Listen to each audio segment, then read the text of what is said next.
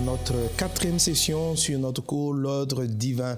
J'espère que nous comprenons cet enseignement qui est très important pour permettre à Dieu, à notre Seigneur, à notre Dieu de nous orienter, de nous diriger dans notre vie, d'influencer notre environnement, de nous apprendre à discerner le temps, les périodes, les moments pour faire les choses, organiser en quelque sorte notre vie. Nous avons montré que pour que le Saint-Esprit ou Dieu nous conduise, nous dise quand faire ceci, quand ne pas faire cela, quand mener telle action, quand poser ceci, comment organiser une structure, une entreprise, la vision qu'il nous a donnée. Dieu, comme toute organisation, s'appuie sur une borne, un point intérieur. Vous savez, la borne, comme l'expliquais tantôt, c'est simplement la constitution, l'élément de base de toute mesure dans la vie, de toute organisation dans la vie. Pour faire les mesures des distances et du poids, il y a toujours un point repère qui est une borne. Par exemple, on parle des pouces ou des pieds comme élément de mesure. Il y a d'abord un pied d'origine. On va se dire que par exemple 4 pieds à peu près, ça va faire environ 1 mètre. Et le pied de l'origine est celui qui va permettre après de calquer toutes les distances à partir de ce point qu'on appelle le pied ou de ce qu'on appelle le mètre, etc. Alors le pied ou le mètre, c'est ce qu'on appelle la borne des pairs. C'est le point d'origine à partir duquel on oriente tout le reste. Si cette borne est déplacée, est désorientée, tout est désorganisé.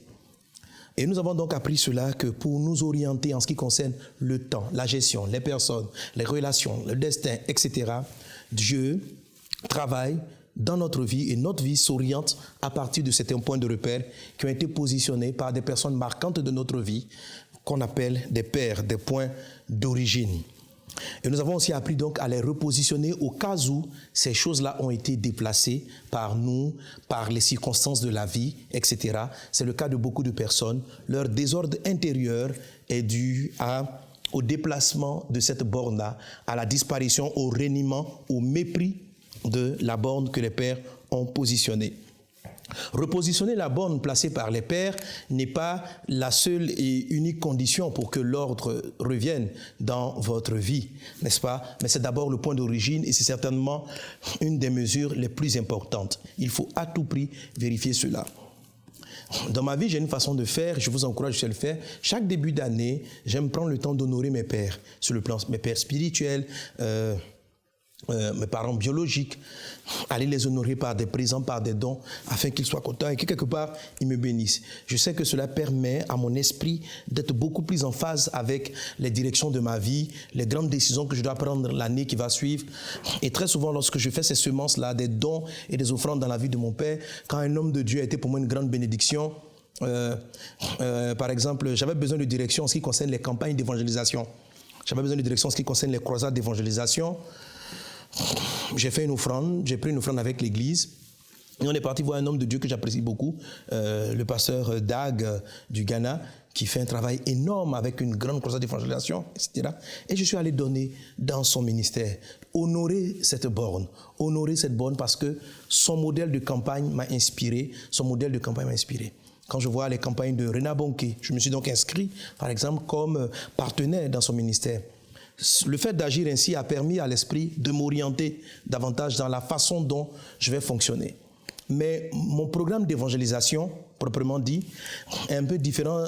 Les campagnes d'évangélisation que je mène sont différentes de celles du pasteur Dag, sont différentes de celles de Renard Bonquet. Mais j'ai été inspiré, j'ai été touché par leur façon de faire. Et j'ai voulu que Dieu m'oriente dans ce domaine-là. Alors je les ai considérés comme des pères de mouvement et j'ai semé dans leur vie. Pour l'organisation de l'église, j'ai été beaucoup inspiré par un homme comme le pasteur Mathieu,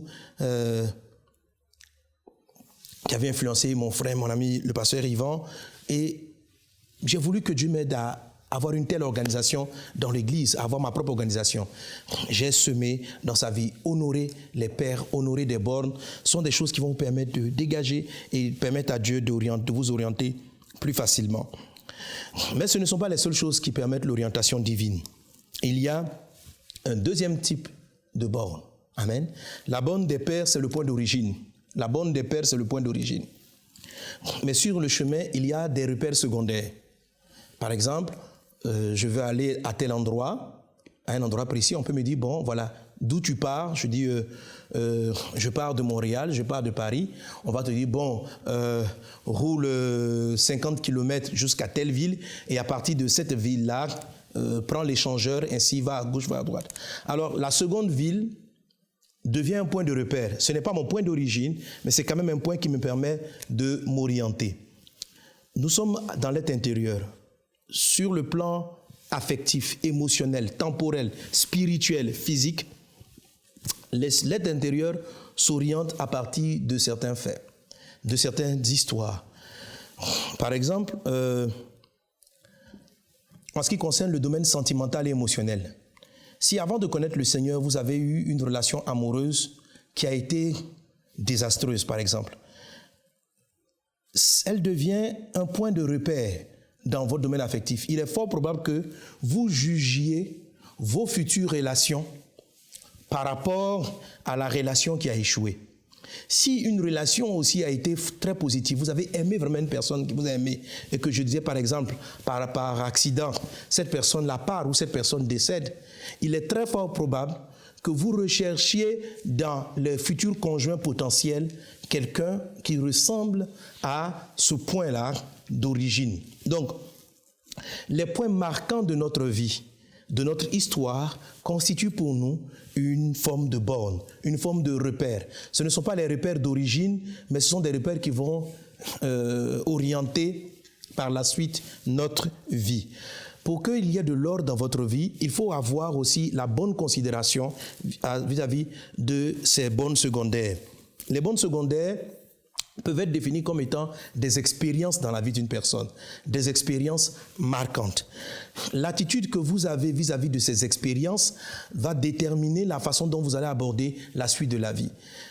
Plusieurs qui étaient par exemple des personnes joviales, Dieu leur avait donné un tempérament jovial depuis leur enfance. Après avoir été, par exemple, blessés, frustrés par le maître d'école, par quelqu'un qu'ils ont rencontré, peuvent devenir subitement tristes, tempérament lunatique, changer d'humeur constamment. Le problème n'est pas forcément leur père, ça peut être une expérience qu'ils ont vécue. Donc les expériences que nous connaissons, en bien ou en mal, contribuent à déterminer les attitudes morales, émotionnelles, spirituelles que nous aurons par la suite. Ces expériences-là sont marquantes. On ne peut pas les oublier. La Bible les présente comme étant, la Bible les appelle, je les appelle, mais la Bible les présente aussi comme étant des bornes. Dans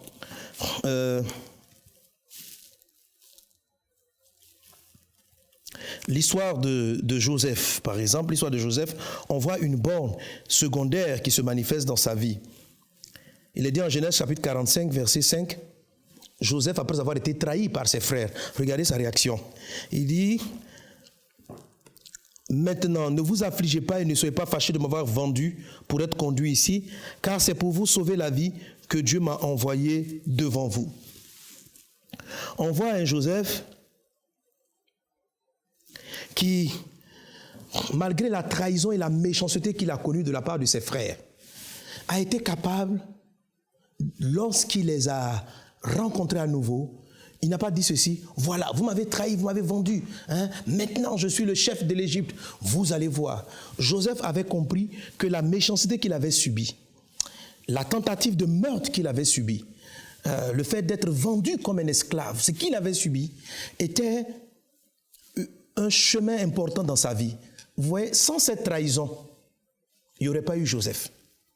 Sans la trahison de ses frères, il n'y aurait pas eu Joseph, premier ministre d'Égypte. Plusieurs attitudes sont possibles.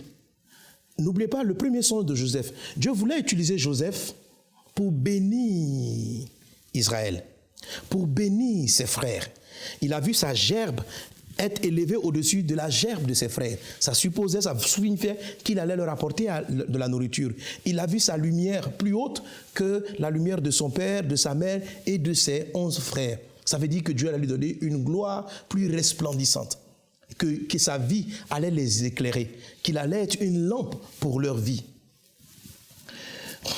Mais dans la vie, dans la progression vers sa destinée, Joseph d'abord honore son père, contrairement à ses frères. Il respecte la borne. Cela permet à Dieu de l'orienter vers l'Égypte. Mais pour y aller, il va aller avec la trahison. C'est la trahison de ses frères qui va l'y conduire. Lorsque Joseph rentre dans la gloire, on comprend que, regardez la phrase, il dit, ne vous affligez pas et ne soyez pas fâchés de m'avoir vendu pour être conduit ici. On voit un Joseph qui a pardonné. On voit un Joseph qui a interprété ce problème à son avantage. Il a dit, si vous m'avez vendu, c'est pour le bien. Il dit, ne vous affligez pas de m'avoir vendu. Autrement dit, ne regrettez même pas de m'avoir vendu. Ne regrettez pas de m'avoir abandonné. Ne regrettez pas de m'avoir vendu. C'est quelque part une bonne chose. C'est une expérience négative que Joseph a su interpréter positivement. Regardez Jésus vis-à-vis de Judas. Matthieu 26, verset 48. Celui qui le livrait leur avait donné ce signe, celui que je baisserai, c'est lui, saisissez-le. Aussitôt s'approchant de Jésus, il dit, salut Rabbi, et il le baisa. Jésus lui dit, mon ami, ce que tu es venu faire, fais-le. Alors ces gens s'avancèrent, mirent la main sur Jésus et le saisirent. Amen. On voit ici Jésus, voyant celui qui le trahissait, venez lui dire mon ami. Jésus disait-il mon ami à Judas de manière hypocrite? N'était-il pas sincère? S'il était sincère. Lorsque Jésus a dit mon ami, il était sincère. Parce qu'il avait interprété, il avait compris que Judas était pour lui, c'est vrai, un fait marquant, une trahison, mais que Judas permettait à ce qu'il soit conduit vers son destin. Les bornes, que j'appelle donc les bornes secondaires, ne doivent pas être aussi déplacées. Il faut savoir les honorer. Il faut savoir les respecter. Amen. Dans le livre de Proverbes, chapitre 23, verset 10, Proverbes, chapitre 23, le verset 10, là, il n'est pas parlé de la borne des pères, mais il est parlé d'une borne en général. Il a dit, ne déplace pas la borne ancienne. Ne déplace pas la borne ancienne. C'est ce que j'appelle donc les bornes secondaires. Ce n'est pas la borne que les pères ont positionnée. La borne que les pères ont placée, c'est celle dont il est dit, ne déplace pas la borne ancienne que tes pères ont posée. Dans le Proverbe 23, chapitre 10, on parle des bornes. Une borne, c'est un point marquant. Une borne est toujours identifiable. C'est-à-dire, il y a des bornes dans ta vie qui ont été placées. Sache les traiter. Ne fais pas comme si elles n'ont pas existé. Ne les méprise pas. Bénis Dieu pour ce qui t'est arrivé et ces bornes-là vont devenir un tremplin pour l'ordre dans ta vie. Si tu es amer, et c'est ce qu'on va voir par la suite, ces bornes-là peuvent créer davantage de troubles en toi. Et nous allons voir d'où vient le désordre intérieur à partir du manque de respect des histoires positives ou négatives. Parce que la borne secondaire peut être aussi positive. Il faut savoir la traiter. Amen. Pour ce qui est des bornes secondaires, lorsqu'elles sont négatives, Jacques dit ceci. Dieu nous dit ceci dans Jacques chapitre 1, verset 2. Il dit, « Mes frères, regardez comme un sujet de joie complète les diverses épreuves auxquelles vous pourrez être exposés. » La Bible nous dit de regarder avec un sujet de joie complète les diverses épreuves auxquelles on pourrait être exposé. La borne négative est une expérience négative. Est une expérience qu'on n'a pas envie de revivre. La perte d'un être cher. On a marché avec la perte d'un être cher. Un grand décès peut désorienter votre vie ou peut permettre à votre vie de rebondir et d'aller sur un tremplin. Faire une expérience qui va faire tomber vous avez bâti une boîte, une structure, et puis elle s'écroule, elle tombe, vous fermez, votre boîte fait faillite.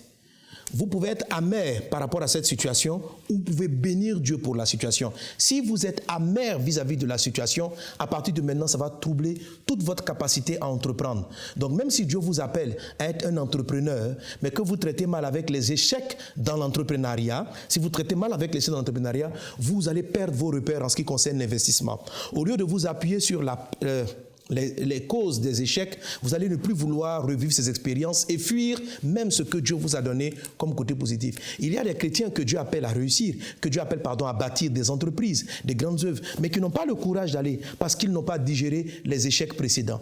Ils n'ont pas digéré les revers de la vie. Ils n'ont pas digéré les coups de la vie. Observez Jésus, observez Joseph, observez Daniel, observez tous les hommes de Dieu. Ils ont une façon particulière de traiter les coups de la vie. Les coups négatifs de la vie sont des tremplins pour eux et non des sources de découragement et non des sources d'abattement. Ce sont des bornes. Prenez-les, elles vous orienteront. Ces bornes-là vont vous aider à mieux faire. Notez bien ceci. Sans les frères de Joseph, Sans cette trahison, Joseph ne serait pas allé en Égypte. Quel côté vous devez retenir dans les bonnes secondaires? Ce que les bonnes secondaires vont vous amener à faire, ce qu'elles vont vous amener de positif. Sans Judas, il n'y aurait pas eu Jésus crucifié et il n'y aurait pas eu le salut de l'humanité. Que voulez-vous retenir de Judas? Voulez-vous retenir la traîtrise de Judas ou voulez-vous retenir celui qui a permis à ce que l'humanité soit sauvée? Voulez-vous que Joseph qu'est-ce que Joseph doit retenir de ses frères? Va-t-il retenir la trahison, la tentative de meurtre, ou va-t-il retenir ceux qui ont posé de manière involontaire ou inconsciente un acte qui a conduit Joseph à régner sur l'Égypte? Même vos ennemis vous conduisent vers votre destin. Ils correspondent donc à ce qu'on appelle la borne secondaire. Je suis en train de parler maintenant des bornes secondaires lorsqu'elles sont négatives. Lisons encore Hébreux chapitre 12 verset 15. Il est dit: veillez à ce que nul ne se prive de la grâce de Dieu, à ce qu'aucune racine d'amertume poussant des rejetons ne produise du trouble et que plusieurs n'en soient affectés. Je reprends. Veillez à ce que nul ne se prive de la grâce de Dieu. La Bible dit de veiller à ce que personne ne soit privé de la grâce de Dieu. Et qu'est-ce qui prive de la grâce de Dieu? Qu'est-ce qui peut priver, de la grâce de Dieu? Les racines de l'amertume. À ce qu'aucune racine d'amertume poussant des rejetons ne produise du trouble. La Bible donc dit que l'amertume dans le cœur produit du trouble. Et qu'est-ce que c'est que le trouble sinon le désordre? L'âme d'une personne, l'esprit d'une personne est troublé lorsqu'elle est amère. L'esprit d'une personne est troublé lorsqu'elle est amère. Mais on n'est pas amer pour des broutilles. On n'est pas amer pour n'importe quoi. On est amer pour des choses qui nous ont froissés. On est amer pour des choses qui nous ont offensés. On est amer pour des choses qui sont remarquables. Qu'est-ce que sont les bonnes secondaires? Ce sont des expériences. Ce sont des expériences marquantes. Elles peuvent être positives comme elles peuvent être négatives. Là, je parle des expériences marquantes négatives parce qu'elles restent le plus longtemps dans la mémoire des hommes. On se souvient beaucoup des échecs. On se souvient souvent des trahisons. On se souvient souvent des méchancetés, des paroles acerbes que certaines personnes nous ont proférées. On se souvient souvent de l'abandon. Mais comment vous en souvenez-vous? Vous en souvenez-vous en créant en vous de l'amertume ou vous en souvenez-vous en bénissant le nom de l'Éternel? Hébreux 12 dit ceci: si vous êtes amer, parce qu'on n'est jamais amer par accident, on ne se lève pas un matin pour rencontrer un passant et puis on dit je suis amer contre ce passant, je ne le connais même pas. Non, on est toujours amer vis-à-vis d'une chose qui nous a offensés, à tort ou à raison. Toute amertume n'est pas raisonnable. Quelquefois on peut être amer contre quelqu'un, or il n'a pas fait exprès de nous faire du mal ou son intention n'était pas de nous nuire. Mais n'empêche qu'on a vécu quelque chose qui nous rend amer. La Bible dit que lorsque l'amertume est en place, il y a du trouble qui naît dans la vie d'une personne. Beaucoup de gens sont troublés, ont des vies désordonnées simplement parce qu'ils sont amers face aux expériences négatives de leur vie, face à des trahisons, face à des coups bas, face à des échecs, à des entreprises qui tombent et qui ferment. Ils étaient convaincus qu'ils allaient bâtir quelque chose et puis paf, tout s'écroule. Ne soyez pas amers. Ne soyez pas amers. Quand vous n'êtes pas amer, la grâce divine sera là. Dieu va finir par vous éclairer. Et ce qui était censé vous enfoncer sera plutôt pour vous un tremplin qui vous conduira vers votre destin. Amen. C'est pourquoi Jacques dit ceci, je reprends ce texte. Mes frères, regardez comme un sujet de joie complète les diverses épreuves auxquelles vous êtes exposés. C'est-à-dire quoi? Lorsqu'une épreuve arrive, regardez-la comme un sujet de joie. Trouvez en elle des sujets de joie. Trouvez en elle des sujets de joie afin de guérir le plus rapidement possible de la frustration, de la blessure, de l'offense et de l'amertume que aurait pu vous causer cette aventure. Dans votre marche avec le Seigneur, certainement qu'on va vous critiquer, certainement que vous serez incompris, mais faites-en un tremplin. Lorsque la chose vous fait mal, confessez-la à Dieu, traitez-la avec Dieu, parlez-en avec le Saint-Esprit, parlez-en en Jésus, confessez-la, abordez-la afin d'en être délivré. Alors, déplacer la borne, ces expériences, c'est renier cette histoire dans votre vie. Ne faites pas comme si elle n'a pas existé. Renier, c'est juste la peur d'en parler, c'est renier cela. C'est faire comme si cela n'avait pas existé. C'est garder la rancœur et l'amertume. Je vais vous inviter à ouvrir avec moi vos Bibles dans l'évangile de Luc.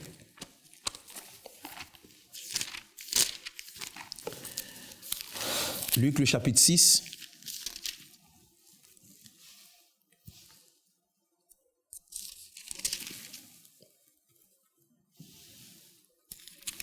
Ah, je sais pas que je me trompe de référence.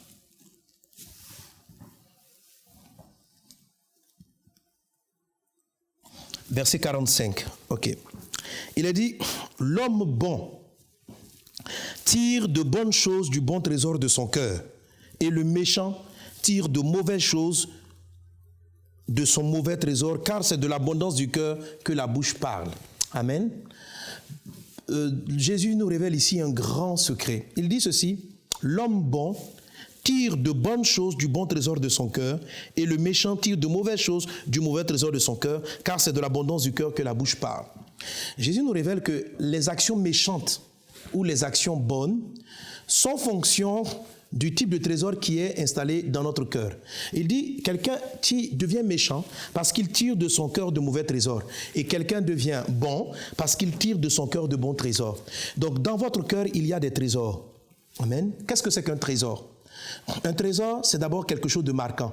Là, notez bien qu'il a dit trésor du cœur. Donc il ne s'agit pas de l'argent physique, il ne s'agit pas d'une maison, mais il s'agit d'une chose qui est dans votre cœur. La Bible parle du cœur. Et dans le cœur, on peut avoir des trésors. Maintenant, Jésus dit que le trésor peut être négatif ou le trésor peut être positif.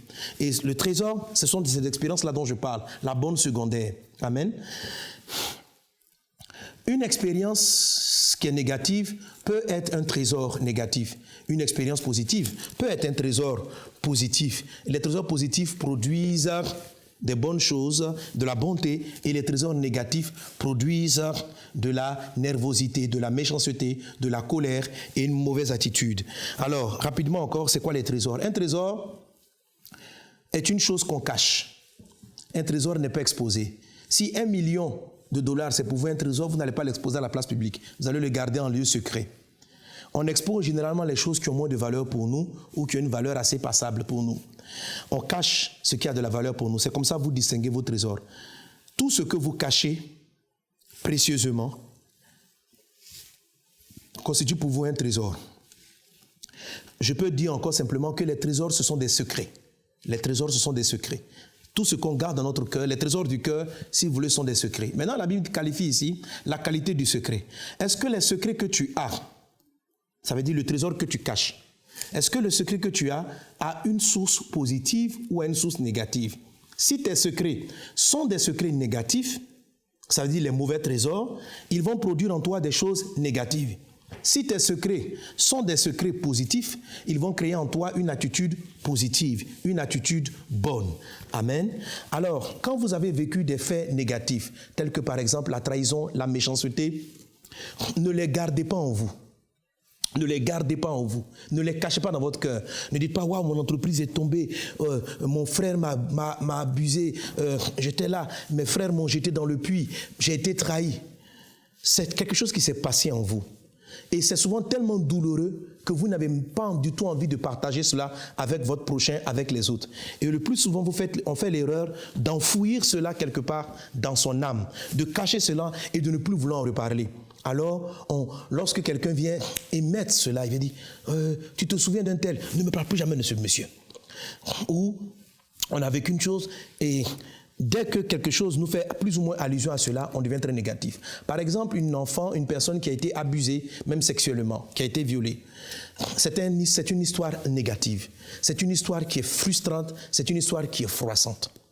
Ce n'est pas une bonne d'origine, c'est une expérience très négative, un abus. Un oncle a abusé de vous, quelqu'un a abusé de vous. J'ai même écouté dernièrement une jeune fille de l'église qui avait été abusée par un pasteur. Bon, c'est pas un pasteur, pardonnez. En tout cas, par un prétendu pasteur. Elle avait été abusée. Et ces choses-là, elles avaient enfoui. Jusqu'à ce que j'aborde ce sujet à l'église. Ça va créer dans sa vie du trouble. Parce que quand ces choses-là sont enfouies, ce sont des trésors cachés. Chaque fois que effectivement, cette personne, un frère plus tard voulait l'approcher pour lui manifester de l'amour. Au début, elle disait oui. Et puis, je ne sais pas quoi, dès qu'il la touche dans la main, c'est comme si elle se rappelait du viol. Et elle devenait subitement négative. Elle sortait des paroles méchantes. Et elle avait un comportement lunatique. Elle changeait d'humeur tous les jours. Et les hommes ne pouvaient pas la supporter. La plupart la laissaient.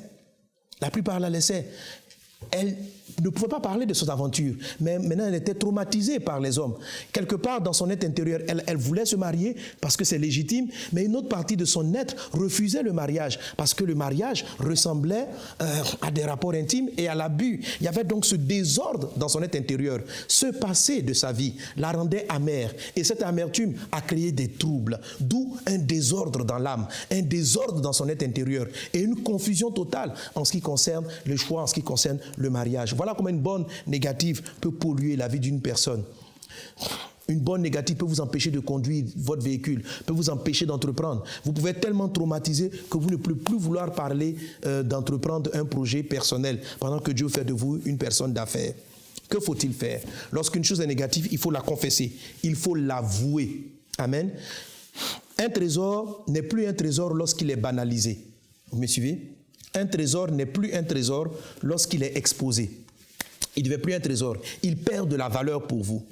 Alors, si vous avez connu un abus, avouez-le à Dieu. Parlez ensemble avec le Saint-Esprit. Pleurez quand vous en parlez avec Dieu, mais parlez-en à Dieu. Seigneur, je ne comprends pas. Ma boîte est tombée. Il faut vous dégager de ce traumatisme. Il ne faut pas le garder enfoui dans votre cœur parce qu'il va prospérer. Rappelez-vous ceci, une plante qu'on enterre, une graine qu'on enterre finit par pousser. Elle meurt, mais elle meurt dans la terre, mais elle pousse et elle donne du fruit qui se multiplie. Quand vous enterrez une chose négative, vous la cachez dans votre cœur, elle va pousser et va produire des rejetons négatifs. C'est pourquoi elle dit, veillez à ce que nul ne se prive de la grâce de Dieu, qu'aucune racine d'amertume poussant des rejetons, parce que l'amertume va pousser des rejetons et va affecter votre vie. C'est pourquoi il faut enlever la racine. Il faut enlever la graine, il faut la présenter en public, il faut l'avouer. Il faut, si vous voulez rentrer dans les fiançailles, dans les mariages, il faut dire, il faut faire cette cure-là, une cure de désintoxication pour libérer votre âme. C'est la seule façon de pouvoir traiter avec cette borne. À un moment donné, vous parlerez de votre vie, vous dites, j'ai connu ceci, j'ai connu cela. Vous voyez des hommes, des femmes qui ont été orientées merveilleusement de leur ministère, comme la servante de Dieu, Joyce Meyer, n'est-ce pas? Elle a vécu des expériences d'abus très négatifs, mais elle en parle, elle n'a plus de problème avec cela. Le monde ne la juge pas négativement, mais bien au contraire, ce sont ces histoires qui ont donné de la valeur à ces messages, qui ont donné de la profondeur à ces enseignements. Parce que ce qui s'est passé négativement peut construire votre vie. Dieu va prendre cela pour vous arranger. Je ne bénis pas, je ne suis pas content qu'elle ait vécu les dommages qu'elle a connus, mais elle a su rebondir. Elle n'a pas resté dans le traumatisme, n'est-ce pas, de ses frustrations. Elle a pu rebondir et bâtir quelque chose à la gloire de Dieu. Et cette borne-là a permis d'orienter sa vie. Aujourd'hui, elle a des messages qui guérissent, elle a des messages qui soulagent, elle a des messages qui réconfortent. Lorsqu'elle parle, les gens pleurent, les gens sont dégagés. Pourquoi? Elle a traité différemment cette borne de sa vie. Ce n'est pas la borne des... quelque part, c'est la borne des pères qu'elle a connue. Mais ces bornes-là, elle a traité avec ça, elle a guéri cela, et c'est devenu pour elle une porte d'orientation. C'est pourquoi ne laissez pas les bornes négatives polluer votre vie. Les bornes positives, amen, ils sont positifs, il ne faut pas les oublier. Alléluia. Il faut vous rappeler les victoires passées que vous avez eues avec Dieu. Ça va vous orienter dans la vie et ça permettra. C'est quoi les expériences positives? Ce sont les bornes positives. Rappelez-les-vous. Amen. N'oubliez pas ce que Dieu a fait. N'oubliez pas vos exploits. Vous remarquez quand David va terrasser Goliath, le succès qu'il a eu avec l'ours et le lion l'aide à terrasser Goliath. Rappelez-vous des grandes expériences avec le Seigneur. Ça va mettre de l'ordre dans votre vie. Vous n'aurez pas peur. Ce sont les expériences positives. Les expériences négatives, il faut les avouer, il faut les confesser et il faut finir par bénir Dieu d'être passé par là. Amen. C'est ainsi que la borne secondaire ne sera pas déplacée. Elle existe dans votre vie, mais vous ne faites pas comme si elle n'existe pas. La borne secondaire positive, elle, bien sûr, il ne faut pas l'oublier. Ne faites pas aussi comme si elle n'a pas existé. Rappelez-vous de cela, parce que cela va orienter positivement votre vie. Il y a beaucoup de chrétiens qui oublient les anciens exploits, qui oublient comment Dieu a pourvu à leurs besoins pendant qu'ils étaient dans le besoin de 100 euros, de $100. Ils ont prié et il y a un monsieur qui est passé par là qui leur a remis $100. Le Dieu qui a pourvu à tes $100 pourvoira aux $1000, pourvoira aux $10,000, pourvoira aux $20,000, pourvoira à $1 million. Mais à condition que tu te souviennes et que tu puisses dire cela. Le Dieu qui m'a délivré lorsque j'avais un problème de $100 est le même Dieu qui est capable de faire ceci. Les bornes secondaires sont des expériences qui peuvent être positives ou négatives et qui permettent à Dieu de vous orienter. David n'aurait pas affronté Goliath s'il n'avait pas terrassé l'ours et le lion. Cette expérience est restée gravée dans son esprit. Moi, j'avais ce problème et je pense que je l'ai encore même et je prie Dieu que Dieu m'aide. Je ne sais pas si me rappeler des exploits me fait... je ne sais pas, j'avais l'impression que me rappeler des exploits était une manière pour moi d'être orgueilleux, de dire que Dieu a fait ça avec moi. Et Dieu m'a fait comprendre, non. Il m'a dit, si tu oublies les victoires passées, tu ne pourras pas aborder les brochets futurs. Donc les victoires passées peuvent être petites, peuvent être grandes, mais rappelez-vous toujours, souvenez-vous de vos victoires et bénissez Dieu. Ne vous souvenez pas d'elle comme étant un super-héros, souvenez-vous de la faveur, la façon dont Dieu vous a donné la victoire dans le passé. Le Dieu qui vous a donné la victoire vous donnera la victoire. Amen. Voilà comment donc traiter les bornes secondaires. Elles sont très importantes. Qu'elles soient positives ou négatives, elles permettent à Dieu de vous orienter, de diriger votre vie. Je racontais tout à l'heure l'histoire avec mon épouse. C'était pour moi une borne. Positive d'un côté et négative de l'autre. Négative lorsqu'on s'est séparés. Positive pour toutes les leçons que j'ai apprises. J'ai regardé comme un sujet de joie cela. Et parce que cette histoire de séparation qui était douloureuse pour mon âme, aujourd'hui j'en parle librement, mais c'est un peu comme si cette histoire-là m'a ordonné, m'a donné de l'ordre dans mon type d'enseignement, dans le type de message que je donne. Généralement, les messages que Dieu me donne de donner, parce qu'il y a 10 000 messages dans la parole de Dieu, sont des messages qui sont relatifs à l'âme. C'est un peu comme si, à partir de là, l'Esprit a pu m'orienter dans le type de message dans lequel je dois m'investir. Des messages qui sont relatifs à l'âme, à la restauration intérieure. Parce que j'avais déplacé la borne des pères, je l'ai repositionnée. J'avais déplacé des bornes secondaires, j'ai pu les repositionner par la grâce de Dieu. Vous voyez, et ça a orienté mon type de message. Ça a orienté ma façon de prêcher. Toutes les bornes secondaires sont des orientations pour votre ministère. Sans la trahison des frères de Joseph, Joseph n'aurait pas régné. C'est ce qu'il a dit, ne vous affligez pas de m'avoir vendu. Sans la trahison de Judas, nous ne serions pas là. Sachez bénir Dieu pour les bornes secondaires. Sans l'ours et le lion, David n'aurait pas tué Goliath. Vos exploits dans le secret vous permettront de terrasser les géants qui vous conduiront aussi vers votre destinée. Vive les bornes secondaires, qu'elles soient positives, qu'elles soient négatives. Ce sont des expériences que Dieu nous a données de vivre. Abordons-les dans la paix du Seigneur. Amen. Alors, la troisième clé ou le troisième principe de base pour que votre être intérieur soit ordonné, l'esprit et l'âme. C'est ce qu'on appelait les murailles. Dites avec moi les murailles. Voilà, je dirais ceci, respecter les murailles. Voilà, ça fait beaucoup de termes comme ça, mais bon, je suppose que ce sont des mots techniques, en fait, pour vous donner de vous les rappeler. La borne des pères, la borne secondaire, et puis les murailles, ou si vous voulez, les garde-fous. Les garde-fous, ce sont donc ces protections-là qu'on met en bordure de route pour éviter à la voiture d'aller de part et d'autre. Je suis en train de vous dire que Dieu a tracé des routes dans votre vie. Il a mis des limites de part et d'autre. Des limites qu'il ne faut pas franchir. Ce sont elles-là qui vous permettent de rester sur la voie. Amen. Même si quelquefois vous vous égarez, comme la voie a déjà été tracée, c'est ce que on a lu dans le psaume 84, celui qui s'appuie sur le Seigneur trouve dans son cœur des chemins tout tracés. Donc il y a des chemins déjà tracés. Et comment je reconnais ces chemins-là? Je reconnais mon chemin par ma borne des pères. Et puis par les repères. Le carrefour, c'est une expérience pendant mon trajet. Ça me permet d'ordonner ma destination. Mais il y a aussi les garde-fous. Il y a aussi le bord de la chaussée qui me dit de rester sur la voie. Amen. Ce que la Bible appelle donc les murailles. Ecclésiaste 10, verset 8 dit ceci. « Celui qui creuse une fosse tombera et celui qui renverse une muraille sera mordu par un serpent. » Amos chapitre 5, verset 19 dit « Vous serez comme un homme qui fuit devant un lion et qui rencontre un ours qui gagne sa demeure, appuie sa main sur la muraille et que mord un serpent. » Amen. Alors on va me dire, ma soeur, bien sûr, qu'est-ce que c'est qu'une muraille? Prenons l'exemple d'une personne dans la parole de Dieu qui a connu un désordre dans sa vie, je dirais désordre intérieur, qui a raté quelque part peut-être la destinée que Dieu aurait souhaité pour lui. L'exemple d'Ésaü.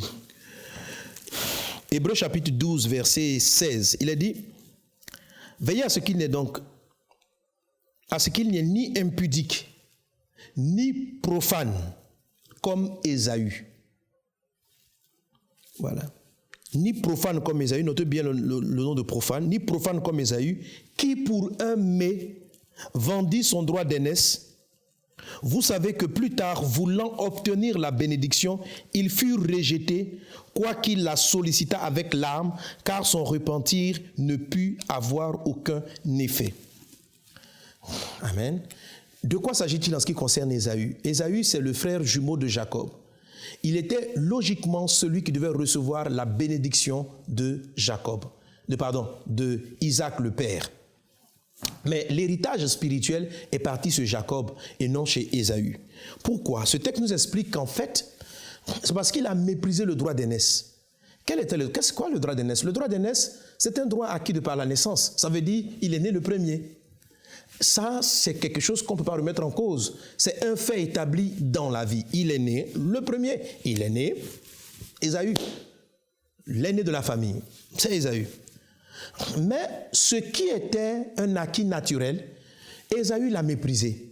Ésaü l'a banalisé. La Bible dit qu'il était une personne profane. Il a profané les choses sacrées que Dieu a déposées dans sa vie.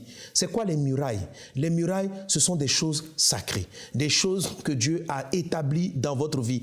Et pourquoi j'appelle des murailles? Parce que elles clôturent, elles cloisonnent votre cheminement dans la vie. Si vous les cassez, la Bible dit que vous serez mordus par un serpent, selon ce qu'on a lu en Ecclésiaste 18, Amos chapitre 5, verset 19. Ce sont des choses établies. Par exemple, lui, Ésaü, c'était le droit d'aînesse, il a méprisé le droit d'aînesse. Un homme qui naît un garçon et qui méprise le fait d'être un homme masculin, qui désire être une femme. Mais ta vie est déjà cloisonnée, mon ami. Il y a déjà des cloisons, il y a une muraille. Tu es un homme qui va se travestir. Il met un désordre dans sa vie. Il y a des limites qui sont là, que vous acquérez par la naissance. Le droit d'aînesse, ça ne s'achète pas. Tu es né le premier, tu es né le premier. Tu es l'aîné, tu es l'aîné. Tu ne peux pas mépriser le droit d'aînesse. Tu ne peux pas mépriser que tu es un homme. Pourquoi? Parce que tu as envie d'être une femme. Ésaü a banalisé le droit d'aînesse. Et à partir de là, il est sorti des faveurs, il est sorti de la grâce. Beaucoup de gens ont du désordre parce qu'ils méprisent les choses qui sont établies. Ta vie doit être conduite. Je suis un homme, je vais diriger ma vie en fonction de l'homme. Je ne vais pas remettre en cause ce qui n'est pas changeable. Et notre monde a tellement perdu ses repères, ce qu'on appelle donc le travestissement. Si vous avez des tendances là, il faut vous repentir, ce sont des désordres. Et ce sont des choses qui n'arrivent pas par la naissance. Ce n'est pas vrai. La plupart des personnes avec qui j'ai parlé, qui sont tombées peut-être dans l'homosexualité, ce n'est pas par naissance. La majorité des personnes ont connu des abus dans leur enfance. Ils ont été à un moment donné, il y a eu un désordre en eux. Ils se disent, mais on me prend comme une femme pendant que je suis un homme. La plupart des femmes qui finissent par se sentir masculins, qui sont en train donc de briser des murailles et qui vont créer un désordre dans leur vie, c'est cela. Parce que le monde a été dur, les gens les ont maltraités. À un moment donné, ils ont dit, mais il faut que je sois un garçon, il faut que je sois un homme pour me faire respecter. Elles se sont donc masculinisées. Ou peut-être les parents dans leur éducation les ont masculinisées. Non. Ce sont des murailles qu'il ne faut pas briser. Si une femme commence à se sentir un homme commence à se sentir une femme, c'est un désordre. Ça va créer un désordre dans son âme parce que la femme est créée avec des dispositions et des prédispositions. L'homme est créé avec des dispositions et des prédispositions. S'il vous plaît, ne brisez pas les murailles. C'est la troisième clé pour avoir de l'ordre. Connaissez les murailles. Regardez la vie à des garde-fous. Ne les touchez pas, ne les brisez pas. Il y a d'autres formes de garde-fous qui sont là. Ça peut être même votre corps physique. Il faut aussi l'accepter. Dieu t'a donné un grand nez. Gloire à son nom. Si tu n'aimes pas ton nez, mais le nez, tu ne peux pas le changer, tu vas aller là-bas, faire des chirurgies esthétiques. En fait, tu amènes ton âme à détester ce que tu es. Tu amènes ton âme à rejeter ce que tu es. Mais si tu te rejettes, tu seras constamment troublé. Personnellement, je crois que c'est une des choses qui a détruit la vie du chanteur Michael Jackson. Constamment en train de se remodeler, constamment en train de se transformer. Bénissez Dieu pour qui vous êtes. Bénissez le Seigneur pour la créature merveilleuse que vous êtes. Certains vont se plaindre. Pasteur, je ne suis pas assez grand, je suis trop grand de taille, j'ai ceci, j'ai cela. Gloire à Dieu. Finis par accepter cela. Accepte les garde-fous. Il faut cela pour que tu te conduises. Souvenez-vous de l'histoire de Zachée. La Bible dit que Zachée était petit de taille. Mais parce qu'il était petit de taille, il est monté sur le sycomore. Et lorsqu'il est monté sur le sycomore, Jésus l'a vu. Donc s'il n'était pas petit, sa petite taille lui a permis de rencontrer Jésus. Oui, il y a des choses que le monde, avec lesquelles vous êtes nés. Ce sont des choses que vous ne pouvez pas peut-être changer. Je ne parle pas des maux, je ne parle pas des maladies. On peut avoir une maladie par la naissance. Si elle est corrigeable, si on peut la guérir, il faut la guérir. Je ne parle pas de maladie. Je parle des choses que peut-être la société n'accepte pas. La société va dire par exemple, oh, on n'aime pas les gens qui ont de grandes oreilles. Toi, tu en as de grandes oreilles. Alors tu vas commencer à avoir honte de tes oreilles. Tu vas commencer à mépriser tes oreilles. Si tu méprises tes oreilles, tu vas créer en toi un désordre parce que c'est toi. Tu vas créer en toi le rejet de ta personne. Et si tu rejettes ta personne, combien de troubles ça peut créer? Combien de troubles ça peut créer? Ça peut créer une personne haineuse, une personne qui méprise, une personne qui rejette. Parce que la Bible dit, tu aimeras ton prochain comme toi-même. Et si tu ne t'aimes pas, comment peux-tu aimer ton prochain?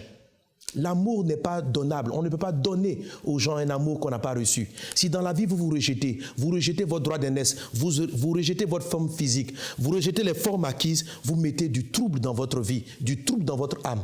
Bénissez Dieu comme David. Bénissez le Seigneur pour la créature que vous êtes. Vous êtes né blanc, gloire à Dieu pour être blanc. Vous êtes né noir, gloire à Dieu pour être noir. Ne cherchez pas à devenir blanc. Ne cherchez pas à vous éclaircir la peau pour devenir blanc. Vous êtes noir, gloire à Dieu. Si vous pouvez améliorer votre teint pour vous faire belle, gloire à Dieu. Je ne parle pas de cela. Je parle de ceux qui renient leur personne, qui renient la façon dont ils sont, qui renient les murailles que Dieu a établies. Sachez respecter les murailles. Quand vous cassez la muraille, un serpent va vous mordre. Celui qui creuse une fosse, il tombera, et celui qui renverse une muraille sera mordu par un serpent. Amos 5,19, vous serez comme un homme qui fuit devant un lion et qui rencontre un ours, qui gagne sa demeure, appuie sa maison sur la muraille et que mord un serpent. Respectez les murailles. La façon dont Dieu vous a positionné dans la vie, appréciez cela.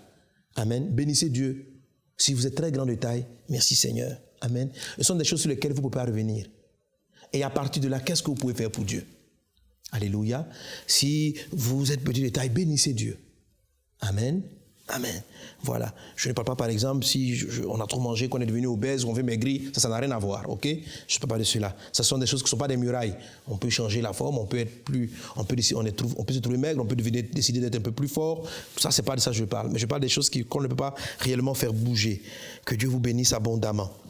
Et la quatrième chose qui va permettre l'ordre intérieur. Amen. Donc, la première, la borne des pères, la deuxième, la borne secondaire, la troisième, la borne, les murailles, ne pas casser les murailles. La quatrième chose, c'est la discipline interne. Disciplinez-vous. Alléluia.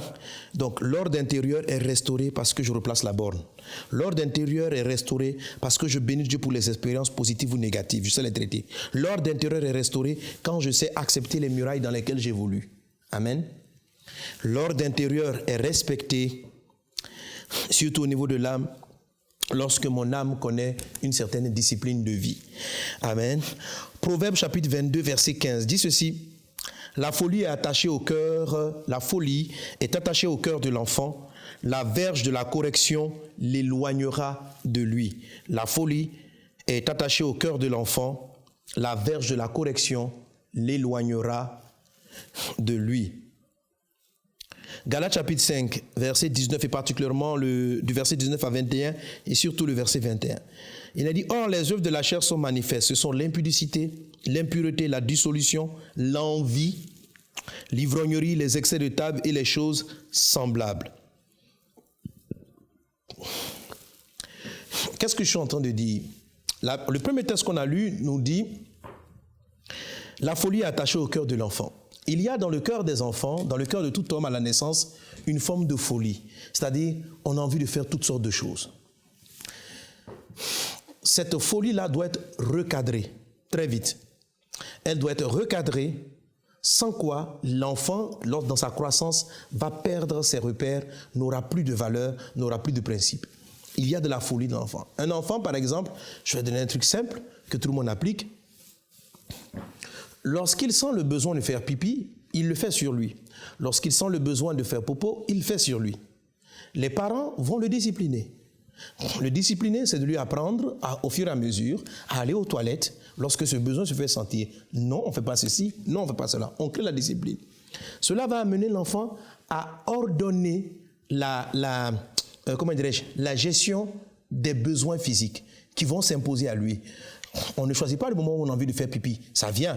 Mais lorsque ça vient, on a une manière de nous coordonner pour savoir aller faire ça dans les toilettes. Pour savoir aller vers les toilettes et puis faire nos besoins. On a discipliné notre corps. On a discipliné le corps. On apprend dans la discipline du corps à s'habiller, à faire certaines choses. Et tout cela participe à notre organisation de la vie. Je fais une petite parenthèse. Le point 4, cette quatrième clé est ce qui va commencer à nous amener à aller vers l'extérieur. Nous avons parlé de l'ordre intérieur, borne, des pairs, bornes secondaires et murailles. Et maintenant, on va aller vers l'organisation extérieure. Donc, le quatrième point, il est entre les deux. Il est entre les deux. Donc, le fait que nos parents nous donnent une certaine discipline, une certaine éducation, une certaine discipline, va nous donner de pouvoir fonctionner agréablement dans le monde par rapport donc aux uns et aux autres, par rapport aux personnes qui nous entourent. Ça, c'est sur le plan physique. Sur le plan émotionnel aussi, l'âme a besoin d'être disciplinée. L'esprit a besoin d'être discipliné. La Bible dit, la folie attachée au cœur de l'enfant, la verge de la correction l'éloignera de lui. Un enfant, au départ, décide de consommer tout ce dont il a envie. Ses envies dirigent sa vie. Les parents doivent lui faire comprendre que l'envie ne peut pas diriger la vie. Un enfant qui n'est pas éduqué, qui n'est pas formé à contrôler ses envies, parce que les envies ne doivent pas diriger votre vie, sera très bizarre dans la vie, lunatique, changeant d'humeur, va crier sur tout le monde, va avoir l'impression que tout le monde est un objet, que tout le monde est à ses petits soins. Il va développer des sentiments et des attitudes comme l'égoïsme, la méchanceté et beaucoup de caractères et de choses négatives. Aujourd'hui, le manque d'éducation et le manque de discipline dans certains pays entraîne le fait que les enfants ne respectent plus rien, ils ne respectent plus les valeurs. Il y a un désordre en eux et un désordre qui se manifeste à l'extérieur parce qu'on n'a pas appris les gens à canaliser leurs envies. Le monsieur, il est là, il n'a pas envie de parler à quelqu'un, on dit oui, c'est la liberté d'expression. Non, on doit dire, quand tu vois une grande personne, tu la salues, tu lui dis bonjour. Non, je n'ai pas envie de le saluer, il ne m'a pas plu, je l'ai vu, je n'ai pas envie de le saluer. Mais quelqu'un qui fait comme ça, il ne pourra pas vivre dans la société. Il va arriver au travail, il va mépriser ses voisins, il va mépriser ses collègues, il va mépriser les gens. Le respect doit lui être appris. Il faut de la discipline, c'est ce qui met de l'ordre. Imaginez-vous une circulation sans discipline. Quelqu'un arrive, non, la lumière est au rouge, le feu est rouge, moi j'ai envie de passer. On dit, mais pourquoi tu passes le feu? Non, mais ce sont mes envies, j'ai juste envie de passer. Non. Pour que la société soit ordonnée, on va te donner une contravention. On va te punir. On va te dire que quand le feu est rouge, on s'arrête parce que tu risques un accident de la circulation. J'étais en retard, je suis passé sur la voie opposée, la voie de face. J'étais en retard, il y avait un bouchon sur ma voie principale, il y avait du trafic, je suis passé de l'autre côté. Non, tu n'as pas le droit. Tu dois discipliner ta conduite. Alors vous imaginez que si les gens devaient conduire leur véhicule par envie. Oh, le feu, j'ai pas envie, le feu est rouge, j'ai pas envie de m'arrêter, je passe. Il y a un arrêt, ça ne m'intéresse pas, je passe. La société, il y aurait eu énormément d'accidents. De la même manière qu'on crée de la discipline physique, l'âme aussi doit être disciplinée parce qu'il a des envies bizarres, il a des choses qui lui passent par la tête. Il y a des gens qui se lèvent un matin, tu vois une fille qui est en train de passer et la chair te dit, mais couche avec elle. Si le corps n'a pas été discipliné, mais il peut sauter et puis la violer. Mais si on lui apprend le respect des émotions, on lui apprend les contenir, il saura les vaincre. Il saura que non. Si je veux quelqu'un, je lui demande poliment. Si la personne est d'accord, nous pouvons vivre ensemble. Si elle n'est pas d'accord, non. Mais il y a des personnes qui ne savent pas savent pas entendre le non. Qui ne savent pas entendre le non. Alors lorsqu'elles arrivent à l'église et qu'elles viennent, elles partent, elles rentrent dans un département, elles rentrent dans une structure de l'église, et on leur dit non, tu n'iras pas ici. Elles sont vexées, elles changent d'église, elles changent de département. D'où cela vient? C'est du désordre. Elles n'ont pas appris la discipline. On ne leur a pas appris à savoir se voir refuser des choses. La vie est ordonnée. C'est pour ça le quatrième point important. C'est pourquoi il incombe ici beaucoup plus aux parents. Les parents doivent éduquer, doivent discipliner les enfants. La Bible dit la folie est attachée au cœur de l'enfant. La verge de la correction l'éloignera de lui. C'est vrai, il peut avoir la fessée. Je sais que dans certains pays, on refuse cela, mais je suis convaincu que c'est une institution diabolique. C'est vrai, il y a des personnes qui en ont abusé. Il y a des personnes qui en ont abusé, mais la plupart des parents ne le font pas. Il y a des personnes qui sont animées du diable pour vous faire désobéir à des principes divins. On n'a pas dit de détruire son enfant, non. On parle d'une verge de correction. C'est même pas la chicotte. La verge de la correction, c'est ce qui oriente l'enfant, c'est ce qui le discipline. C'est ce qui l'oriente. Et c'est ce qu'on fait dans la vie. Si quelqu'un passe le feu au rouge, on lui donne une contravention. Il y a une verge. Il faut le corriger pour ne pas qu'il reprenne. Alors, lorsqu'on a même des envies de passer le feu au rouge et qu'on se souvient de la contravention, on s'arrête. La vie doit être comme ça. L'enfant doit avoir des choses claires qui lui disent non, qui lui disent oui. Alors même si la verge peut être la fessée, la verge peut être si tu as fait ça, si tu ne salues pas un tel, si tu ne parles pas à un tel de telle façon, tu n'auras pas ceci, tu n'auras pas cela. C'est une verge aussi de correction. Ce n'est pas le bâton qui fait forcément mal au corps, mais c'est la fermeté que peuvent exercer les parents. S'il se trouve que votre vie a manqué de discipline, il faut avoir l'honnêteté devant Dieu de la connaître. Amen. Dans ce cas-là, je vous assure que les pères qu'on appelle des mentors, ou le pasteur, ou les gens dans l'église, ou la vie de l'église est un bon cadre pour vous discipliner. La parole de Dieu, il faut vous donner la discipline de respecter la parole de Dieu. Votre corps va vouloir prendre, votre âme va vouloir prendre le contrôle. Il y a des fois, il n'aura pas envie de prier. Vous n'allez pas prier. Vous n'avez pas à suivre vos envies. On ne prie pas parce qu'on a envie. On prie parce qu'on décide de prier. On ne jeûne pas parce qu'on a envie de jeûner. On jeûne parce qu'on décide. Si vos envies vous conduisent, elles vont vous conduire dans la folie et dans le désordre. C'est pourquoi la Bible dit, les œuvres de la chair, dans les œuvres de la chair, il y a les envies. Prenez garde à elles. Une vie qui est conduite par ses envies est une vie qui va aller à la dérive. Une vie qui est conduite par j'ai envie de manger ceci, j'ai envie de manger cela, je n'ai pas envie de ceci, je n'ai pas envie de prier aujourd'hui, donc je ne prie pas. Va à l'église, je n'ai pas envie d'aller à l'église. On ne va pas à l'église parce qu'on a envie, on va parce qu'on décide. C'est pourquoi la Bible dit ceci, j'aime le psalmiste qui dit ceci, il dit, mon âme bénit l'Éternel, apprenez à discipliner votre âme. Il donne ceci à la forme impérative. Il ne dit pas, mon âme a envie de bénir l'Éternel. Ce n'est pas une affaire d'envie, c'est une affaire de décision. Comment vous allez arriver à mettre de l'ordre dans votre vie? En prenant des décisions fermes basées sur la parole de Dieu. Si votre vie a l'éducation, les parents ont laissé votre vie aller au gré de vos envies, si vous entendez ce message, je vous en supplie, comment savoir que vous avez vous respecterez le principe 4? Est-ce que vous priez quand vous avez envie et vous ne priez pas quand vous n'avez pas envie? Qu'est-ce qui détermine vos heures de prière? C'est votre décision ou c'est votre sensation? Ce sont vos sensations. Qu'est-ce qui détermine vos temps de jeûne? Ce sont vos décisions ou ce sont vos sensations? Qu'est-ce qui détermine votre présence au culte ou aux réunions? Est-ce vos décisions ou vos sensations? C'est ce que vous ressentez ou c'est ce que vous décidez? Si vous suivez vos envies, je vous assure que même dans votre mariage, vous ne tiendrez pas longtemps. Parce qu'il arrive à un moment donné où le conjoint ne dit plus rien. Mais la Bible dit ceci, Marie, aime ta femme. Le mot aimer, c'est le mot agapé. Il ne parle pas de sentiment, il parle de décision. Il faut décider. La décision doit canaliser les envies. Dieu n'est pas contre les envies, mais les envies doivent être canalisées.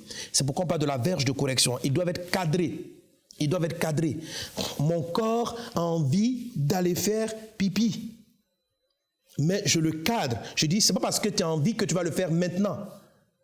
Tu dois te contenir, tu dois te maîtriser jusqu'à ce que tu trouves des toilettes et là, tu pourras assouvir ton besoin. On apprend à contrôler notre corps. C'est ça l'ordre divin. L'ordre divin, vous devez apprendre à contrôler. Ce n'est pas tout ce qu'on ressent qui doit être exécuté. Tout ce qu'on ressent doit être canalisé. Doit être canalisé. Pas rejeté, mais canalisé. Pour apparaître au bon moment, au bon instant. Quand vous décidez de marcher avec Dieu, quand vous décidez de prier, décidez et faites-le. Au départ, ça ne sera pas facile. Quand vous allez vous lever à 4 heures du matin, au début, vous serez enthousiaste parce que vous avez entendu une prédication qui vous a dit « Lève-toi à 4 heures du matin pour prier. » Waouh, ça va vous motiver. Parce que le pasteur a dit « Quand on prie, le ciel est ouvert. Quand on prie, la gloire de Dieu est manifestée. » Waouh, vous serez content. Et vous allez voir que parce que là, vous avez entendu le message, il a touché votre âme aura envie de prier. Premier jour, vous vous levez à 4 heures du matin. À un moment donné, le corps et l'âme vont dire « Oh, cher ami, on est un peu fatigué, on veut dormir. » Et si vous n'avez pas pris l'habitude de contrôler, ils vont finir par prendre l'ascendant sur votre décision et vous allez arrêter de prier. Vous allez arrêter d'aller à l'église.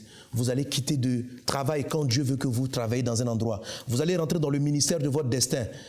Et puis, à un moment donné, votre corps va dire « je ne veux plus continuer » et vous allez partir. Beaucoup de gens abandonnent les églises quand ils n'auraient pas dû. Beaucoup de gens abandonnent des ministères lorsqu'ils n'auraient pas dû. Pourquoi? Elles considèrent leurs envies comme étant la volonté de Dieu.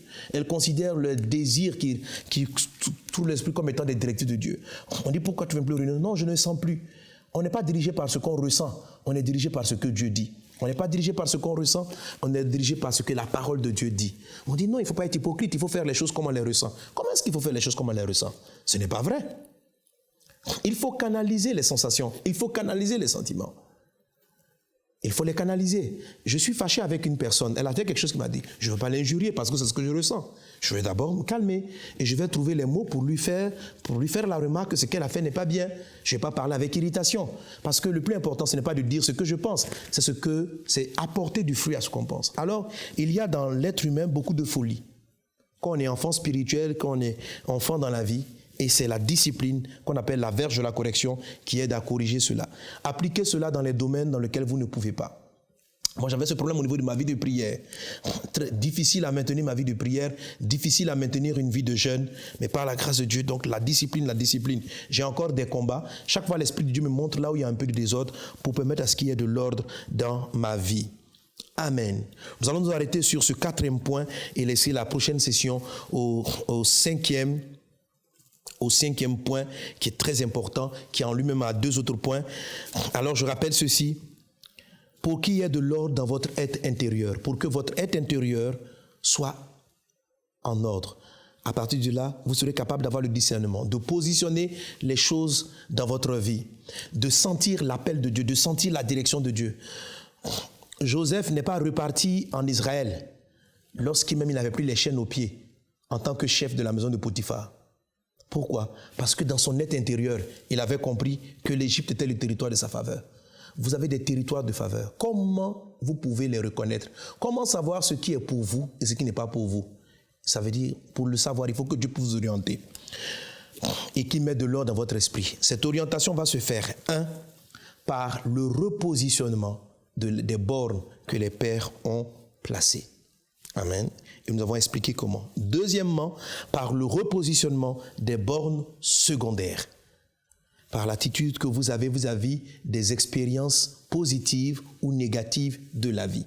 Les expériences positives et négatives de la vie participent à votre ordre intérieur. Le premier point, l'attitude que vous avez vis-à-vis de vos parents conditionne aussi l'ordre intérieur. Troisième chose, ce qu'on appelle les murailles.